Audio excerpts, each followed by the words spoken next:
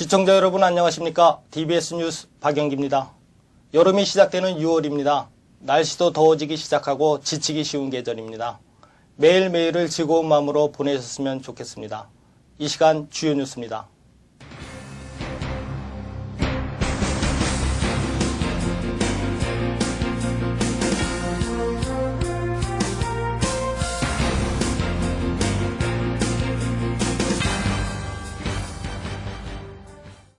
첫 소식입니다.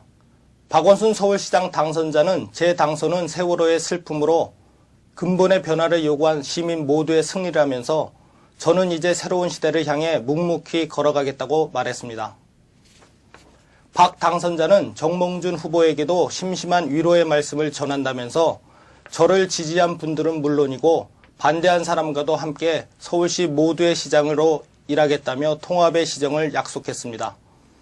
또 다 함께 한마음으로 기본과 원칙을 지키며 희망을 만들어 가겠다면서 선거 기간 시민 여러분께 들었던 많은 말씀과 제가 시민 여러분께 드린 많은 약속을 절대 잊지 않고 모두 시정에 반영하도록 최선을 다하겠다고 덧붙였습니다. 새정치민주연합 윤장현 광주시장 당선자는 위대한 선택을 한 시민들의 승리에 보답하겠다고 당선 소감을 밝히고 광주를 새롭게 바꾸라는 시민들의 뜻이 반영된 결과라고 의미를 부여했습니다. 또 당선자는 당선 이후 줄곧 시민시대를 강조하며 앞으로 민선 6기에 시민들의 뜻을 물어 시정을 펼쳐나가는 시민시장이 되겠다는 포부도 밝혔습니다. 지난 민선 5기 동안 정치인과 관료 출신들이 내리 광주시장에 선출된 고리를 끊었다는 속뜻이 담겨서인지 윤 당선자는 시민과 공감하고 소통하고 비전을 같이 나누겠다며 시민과 함께하는 시정을 펼치겠다고 말했습니다. 6.4 지방선거에서 가장 극적인 결과는 아마도 서울시 교육감 선거로 기억될 전망입니다. 여론조사 공표기간 내내 3위에 머물던 후보가 1, 2위를 달리던 유력 후보를 제치고 일약 1위에 올라섰기 때문입니다. 문용린 고승덕 후보 간 진흙탕 싸움에 환멸을 느낀 보수 지지층의 표심의 변화가 조희연 후보를 여유 있는 1위로 도약시키는 데 한몫했을 것이라는 분석입니다. 조 후보의 당선은 두 후보의 극언 공방에서 한 발 뺀 채 교육 정책 경쟁을 주문하며 자신의 공약 알리기에 주력했고 다른 보수 후보들과 차별되는 진보적 비전과 전망 제시가 유권자들의 마음을 파고든 게 주요한 것으로 보입니다. 조 후보는 당선 소감에서 새로운 민의에 기초해서 한 단계 더 높은 화해와 협력이 이루어져야 한다고 강조했습니다. 부동산 시장에 다시 찬바람이 불고 있습니다. 아파트 거래는 물론 분양시장 열기까지 한풀 꺾이는 분위기입니다. 부동산 중개업소가 대부분 개점 휴업 상태이고 아예 문을 닫는 곳도 늘고 있습니다. 석 달 전 전월세 소득에 대한 과세 방침 발표 이후 부동산 시장이 갈수록 더 얼어붙고 있고 연말 연초에 정부가 내놓은 부동산 활성화 대책도 반짝 효과에 그치고 있습니다. 임대소득이 주 목적인 오피스텔 시장은 타격이 가장 크고 실수요자 중심의 분양시장으로도 그 여파가 미치고 있습니다. 최근 분양을 시작한 김포의 한 아파트는 3순위까지 청약이 절반에 그쳤습니다. 소득에 대한 과세 방향은 맞지만 부동산 시장에 갑작스러운 혼란과 충격을 주지 않도록 단계적 적용이나 손질이 불가피해 보입니다. 지방 소식입니다. 빛고울 핸드메이드 페어가 관람객 수와 매출액이 증가하는 등 지역 대표 수공예 전문 전시회로 자리매김하고 있는 것으로 나타났습니다. 재단법인 광주 디자인센터에 따르면 김대중 컨벤션센터 제3전시관에서 열린 제3회 빛고울 핸드메이드 페어에 3만여 명의 관람객이 다녀간 것으로 집계됐습니다. 지난해 1만여 명에 비해 200% 증가한 수치이고 행사 기간 전시 판매한 수공예품 매출액도 작년보다 25% 증가한 2억 원을 상회했습니다.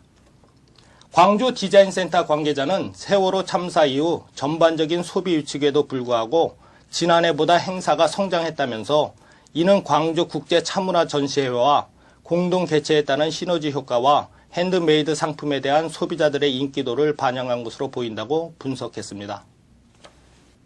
포항 울릉간 정기여객선 아라퀸즈호의 정기여객 운송사업 면허가 취소됐습니다. 포항지방해양항만청은 면허 취소 요건에 규정한 해운법에 따라 지난달 30일 광운 고속해운의 아라퀸즈호의 정기 여객 운송사업 면허를 취소했다고 밝혔습니다. 아라퀸즈호는 지난해 7월 19일 포항 울릉간 노선에 취항하면서 복수 노선 시대를 열어 울릉 군민들의 기대를 부풀게 했었습니다. 그러나 취행 다음 날인 20일 기관실에서 화재가 일어나 사고가 발생했고 사고와 관련해 선사 측의 대응 미비와 함께 선박의 안전점검이 제대로 이루어졌는지에 대해 의문이 제기되고 있습니다. 아라퀸즈호는 취항 후 딱 한 달간 운항한 뒤 결국 역사의 뒤안길로 사라지게 됐습니다. 개통 열흘째를 맞은 부산항대교가 출퇴근 시간 도심 지역의 차량 통행량 분산에 긍정적인 역할을 하고 있는 것으로 나타났습니다. 부산시는 지난 20일 공식 개통된 뒤 30일까지 부산항대교의 이용 차량이 총 20만 대에 이르는 것으로 보고 있습니다. 특히 부산항대교 이용 차량은 출근 시간대인 오전 8시에서 9시와 퇴근 시간대인 오후 6시에서 7시 사이에 가장 많은 것으로 확인됐으며 부산시는 평일 출퇴근 시간대에는 각 1,500여 대가 이용하고 있는 것으로 파악하고 있습니다. 많은 차량이 부산항대교로 분산되면서 평소 출퇴근 시간대에 심각한 교통체증을 빚었던 충장대로와 중앙대로는 교통사정이 나아졌습니다. 부산시는 남북항 연결도로와 천마산 터널이 완공되면 부산항대교를 이용하는 화물 차량이 늘 것으로 전망하고 있습니다. 제주 관광 마라톤 축제가 6월 8일 9시 제주시 구자읍 해안도로 일원에서 열립니다.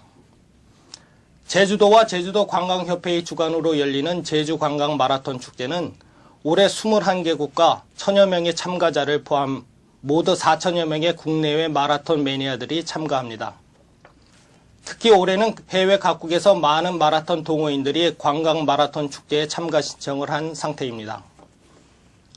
제주도 관광협회 관계자는 제주 관광 마라톤 축제는 지난 1995년 관광과 스포츠 이벤트의 결합을 통해 국내외 관광객 유치 증진과 도민의 건강한 레저 활동 촉진을 위해 시작한 행사라면서 올해 21개국과 1,000여 명의 참가자를 유치하면서 명실상부한 제주를 대표하는 국제 관광 스포츠 축제로 도약 발전하게 됐다고 말했습니다.